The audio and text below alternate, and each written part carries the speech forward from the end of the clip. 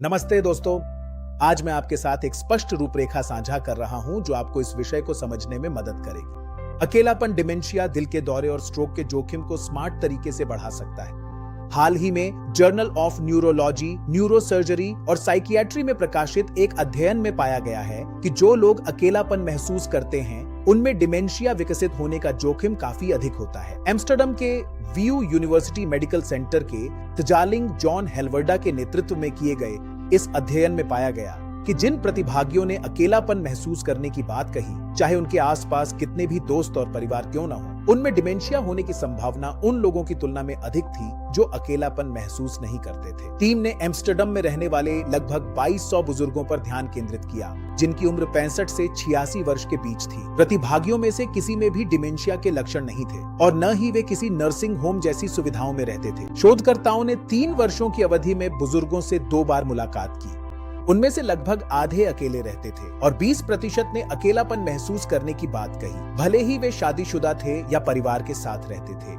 शोधकर्ता इस बात पर जोर देते हैं कि इस समय ठोस निष्कर्ष नहीं निकाले जा सकते, क्योंकि संज्ञानात्मक समस्याएं लोगों को सामाजिक रूप से अलग थलग कर सकती हैं, जिससे उनमें डिमेंशिया का खतरा बढ़ जाता है। इसलिए वे अभी भी हर मामले में यह निश्चित नहीं कर पाए हैं कि पहले क्या आया, अकेलापन या डिमेंशिया। सामान्यतः जीवन साथी होना हमारे स्वास्थ्य के लिए बेहतर होता है।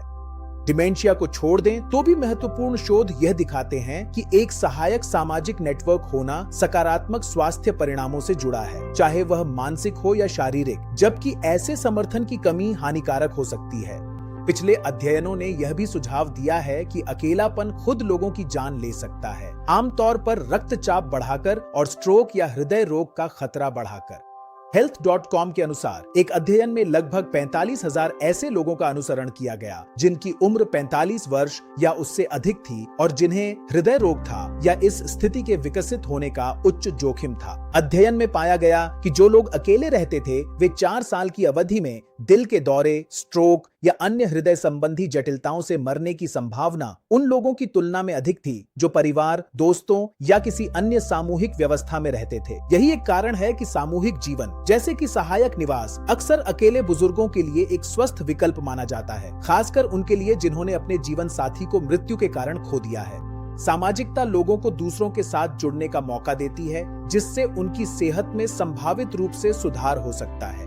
Health.com का लेख यह भी बताता है कि एक साथी होना स्वास्थ्य देखभाल का एक महत्वपूर्ण हिस्सा है। लेख के अनुसार जिनके पास परिवार नहीं है वे दवाएं छोड़ने या दिल की बीमारी के संकेतों को अनदेखा कर सकते हैं, बाट कहते हैं। वास्तव में 2011 के एक अध्ययन में पाया गया कि सीने में दर्द होने पर शादीशुदा पुरुष या साथी के साथ रहने वाले लोग जल्द अस्पताल पहुंचते हैं। आदर्श रूप से हर किसी के पास एक उपयुक्त साथी होना चाहिए जो जीवन के अंतिम वर्षों में उनकी मदद कर सके। दुर्भाग्यवश जीवन शायद ही कभी आदर्श होता है। हालांकि उन बुजुर्गों के परिवार और मित्र जो विधवा या तलाकशुदा हो सकते हैं, उन्हें इन जीवन के अंतिम चरण की दोस्तियों और रोमांस को प्रोत्साहित करना चाहिए। एक प्रेम पूर्ण रिश्ते में होना उनके माता पिता या मित्र को अधिक स्वस्थ और लंबा जीवन जीने में मदद कर सकता है।